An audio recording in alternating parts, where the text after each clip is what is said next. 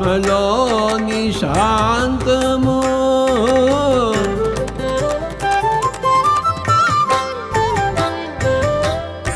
ఆత్మలోని అభయము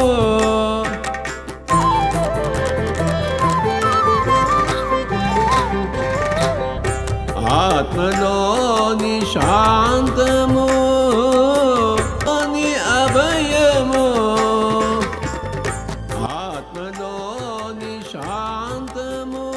okay masters, అందరికీ నమస్కారం అండి. ఈరోజు 72వ రోజు న్యూ ఎనర్జీ, నీ దివ్య సంకల్పంలో నిలబడాలి అంటూ చెప్తున్నారు టి రేవతిదేవి గారు.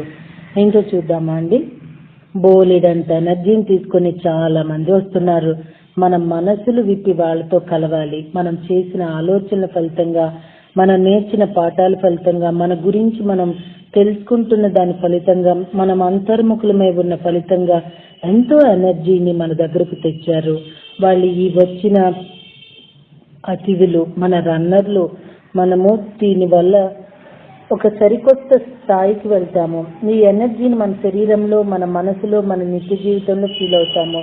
ఈ న్యూ ఎనర్జీని మనం సమైక్యపరుచుకునే కొద్ది విషయాలు సులభమవుతున్నాయి. అంత సమస్యాత్మకంగా ఉండవు. పరిస్థితులు ఎలా అనుకూలిస్తాయో చూసి మనకి ఆశ్చర్యం అనిపిస్తుంది. న్యూ ఎనర్జీ వల్ల ఇప్పుడు మన అతిథులు తెచ్చిన ఎనర్జీ వల్ల మనకి జీవితంలో పోరాడవలసిన అవసరం ఉండదు.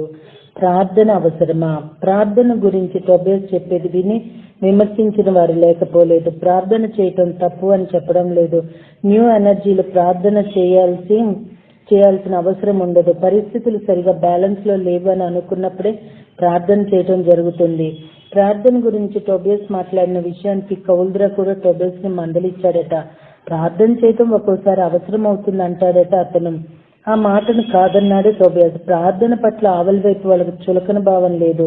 న్యూ ఎనర్జీలోకి సాగే కొద్దీ అహమాస్మి శక్తి ఏమిటో, వర్తమానంలో దివ్య క్షణంలో ఉండటం ఎంత శక్తివంతమైనదో మనకు అర్థమవుతూ ఉంది.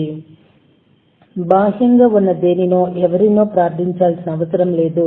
అసలు వాళ్ళ గురించి మనకు సరిగా తెలియని కూడా తెలియదు.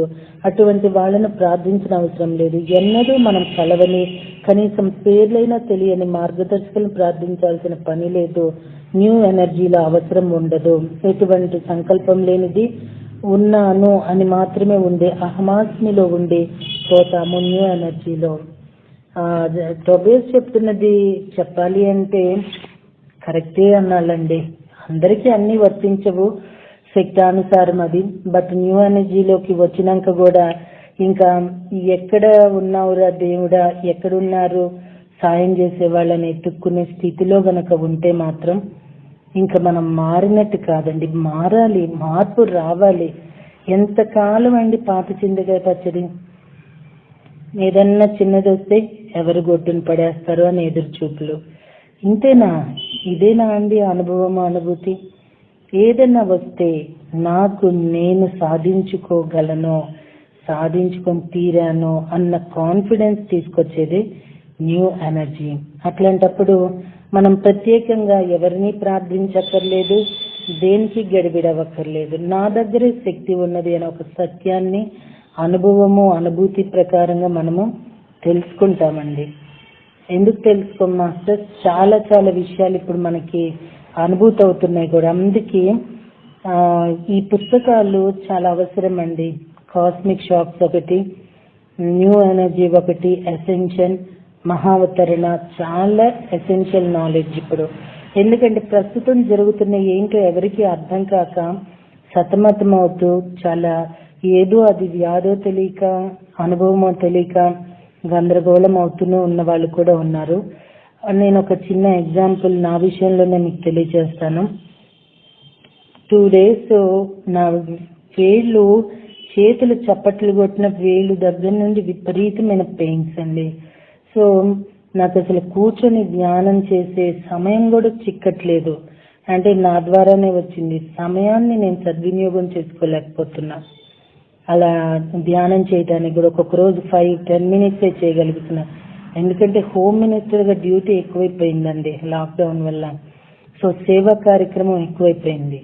ఇంకా ఏం చేయాలి అసలు తట్టుకోవటం కూడా అంటే ఒకటండి, నా బాడీకి నేను ఎప్పుడు థ్యాంక్స్ చెప్పుకుంటున్నా. ఏదైనా తట్టుకోగలదే నాకు తన రుచి చూపిస్తుంది. అందుకు నిజంగా ఆ పెయిన్స్ కూడా నేను థ్యాంక్స్ చెప్పుకున్నా. ఇంకా ఏం పడుకున్నాను మాస్టర్స్, ఏది హీలింగ్ చేసుకుందామన్నా, ఏదైనా హీలింగ్ మ్యూజిక్ పెట్టి ధ్యానం చేద్దామన్నా చెప్తున్నా కదండి, టైంని సద్వినియోగపరచుకోలేకపోతున్నా.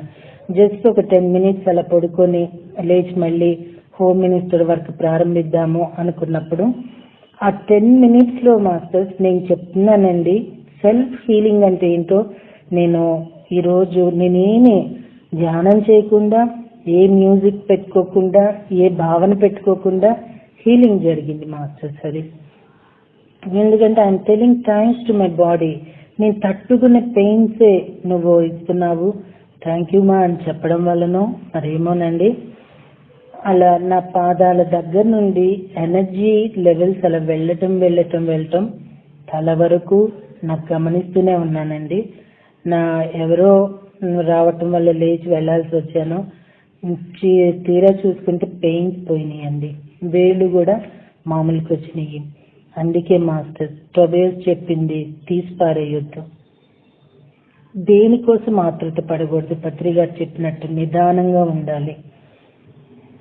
హీలింగ్ అంటే అదేదో ఒక ప్రత్యేకమైన కార్యక్రమం కాదు. సెల్ఫ్ హీలింగ్ చేసుకోవటం మనందరం నేర్చుకునే తీరాలి. ఇప్పుడు బిడ్డలు ఇంట్లో ఉంటున్నారు కాబట్టి చిన్నారులకి ధ్యానం చేపించి సెల్ఫ్ హీలింగ్ ఎలా చేసుకోవాలో నేర్పిస్తే మనం వాళ్ళకి ఇచ్చిన ఆస్తికి విలువ కట్టలేనంత ఉంటుందండి. ఈ ఆస్తి మనం ఇచ్చే మిగతాయి ఉండొచ్చు పోవచ్చు, కానీ ఈ ఆస్తి వాళ్ళ జీవితాంతం యూస్ఫుల్ అవుతుంది. చూసారుగా హీలింగ్ అనేది ఎలా జరిగిందో. నాకు ఎవరన్నా చేశారా, నేను ఎవరినన్నా అడిగానా, ఎక్కడికన్నా వెళ్ళానా? నేను నా బాడీకి థ్యాంక్స్ చెప్పుకున్నాను, నాకు ఈ పెయిన్స్ నుండి రిలీవ్ అవ్వాలి అని. మీరు అనొచ్చండి, ఏది అనుభవిస్తున్నామో అదేదో వదిలిపోయింది అంటారు కదంటే రియల్లీ. బట్ ఇంత వర్క్లో ఈ 2-3 days భరించాలంటే 2-3 days కొన్ని, 20 days నుండి ఇంకొన్ని అండి. మేబీ ఈ ఎసెన్షియల్ టైంలో చాలా ర్యాపిడ్ చేంజెస్ బాడీలో వస్తున్నాయి. మీకు ఇదివరకు కూడా నేను చెప్పున్నాను, ఒక మ్యూజిక్ పెట్టుకుని పెయిన్స్కి మెడిటేషన్ చేస్తూ ఉన్నప్పుడు నా మెడ మీద ఒక మిషన్ మీద కుడతాను చూడండి, అలా కుడుతున్న అనుభూతి కలిగిందండి. ఆ తర్వాత నాకు మెడ నొప్పి పోయింది. భరించాలి, భరించగలిగినంత, పారిపోకూడదండి. ఎందుకంటే ఆ భరించుతూ ఉన్నప్పుడు మనం అనుభవించే ఆ అనుభవాన్ని కూడా మన ఆత్మ తీసుకుంటున్నది.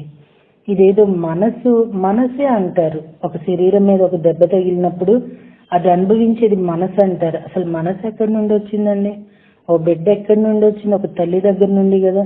మరి మనసు తల్లి అనే ఆత్మ నుండే కదా వచ్చింది, బుద్ధి నుండి మరి వచ్చిందే కదా. ఎవరు అనుభూతిస్తున్నారు? ఇది బాడీయా, మనసా, బుద్ధ, ఆత్మ? ఆత్మ అనుభూతిస్తుంది. ఈ పెయిన్, ఈ డ్యూరేషన్, ఈ టైం డ్యూరేషన్ లో ఈ పెయిన్ ని అనుభూతిస్తూ తాను ఒక అనుభవాన్ని తీసుకుంటున్నది. ఆ అనుభవాన్ని తీసుకోవటం కోసమే ఆ పెయిన్స్ ని తను ఫేస్ చేస్తుంది. అప్పుడు ఫేస్ చేయాలి మాస్టర్ అని చెప్పి అతిగా ఏది కూడా వదిలేయకూడదు. మన స్థితుల్ని బట్టి మనం వేరే ఆప్షన్స్ ఏమైనా కూడా తీసుకోవటంలో కూడా తప్పు లేదు. మూర్ఖంగా మాత్రం వెళ్ళకూడదు. నా అనుభవంలో చెప్పాలంటే ఇలానే జరిగింది. మీతో పంచుకోవాలనుకున్నాను, కానీ అనుకోకుండా ఇప్పుడు పంచుకోగలిగాను.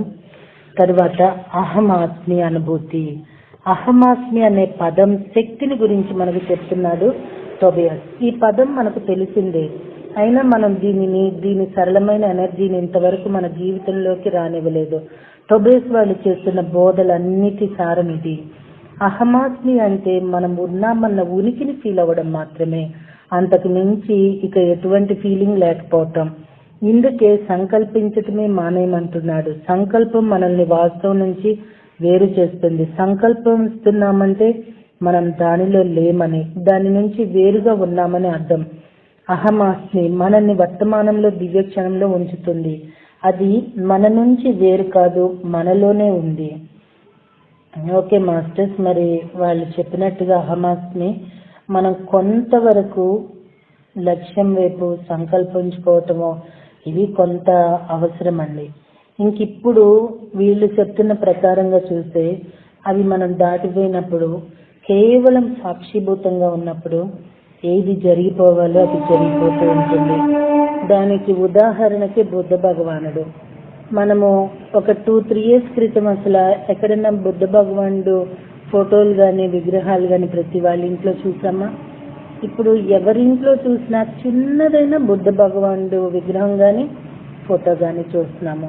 ఇది ఆటోమేటిక్గా జరిగిపోయింది. ఇంకో చిత్రం ఏంటంటే, మన ప్రాక్టికల్ అనుభవానికి వెళ్తే ఇప్పుడు ఇంట్లోనండి ఈ బాత్రూమ్స్ కట్టడము అనేది, అటాచ్డ్ బాత్రూమ్స్ వచ్చినాక పడిపోవటాలు ఎక్కువ జరిగినాయి. ఈ పడిపోవటాలు, అటాచ్డ్ బాత్రూమ్స్ కట్టడము సరిపోయింది, పడిపోవటాలు సరిపోయింది, నడవలేక వాకర్స్ని యూజ్ చేయడానికి సరిపోయింది. ఆటోమేటిక్గా ఏ కొట్లో చూసినా 50,000, 100,000 ఆ వాకర్స్ అమ్మటము జరుగుతుంది. ఇది ఎవరు చెప్పారు? ఆటోమేటిక్గా జరిగిపోయింది అంతా కూడా. ఎంత తమాషాగా ఉందండి అసలు నేచరు.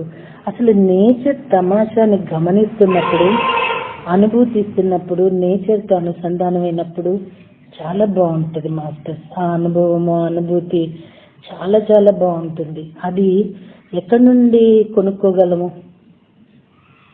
సో అహమాస్మి అంటే ఏమిటో మనకు తెలుసు, కానీ దాన్ని మనం మనసులో సమైక్యపరుచుకొని మన వాస్తవంలోకి తెచ్చుకోవటం మనకు కష్టంగా ఉన్నది. ఒక విధంగా చెప్పాలంటే మనం తలుపు మూసి పెట్టేశాము. అహమాస్మి పట్ల నిజమైన అవగాహనను, సానుభూతిని రానివ్వకుండా తలుపు మూసేశాం.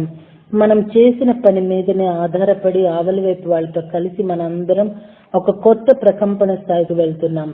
ఈ అహమాస్మి అనేది ఎక్కడో లేదు, దివ్య క్షణంలో ఉన్నది. మన నుంచి న్యూ ఎనర్జీ, దివ్య ఎనర్జీ వెలువడుతోంది. దానికోసం వెతకాల్సిన అవసరం లేదు, సంఘర్షణకు లోను కావాల్సిన అవసరం లేదు. మనసు విప్పి ఉంచితే చాలు, అదే బయటకు వస్తుంది. సో మాస్టర్స్, మళ్ళీ రేపటి జ్ఞానంలో కలుద్దామండి. అంతవరకు ఈ జ్ఞానాన్ని అందుకొని అందిస్తానికి ప్రయత్నం చేస్తే న్యూ ఎనర్జీ మరింత న్యూగా ఉంటుందేమో కదా. థ్యాంక్ యూ వెరీ మచ్ అండి.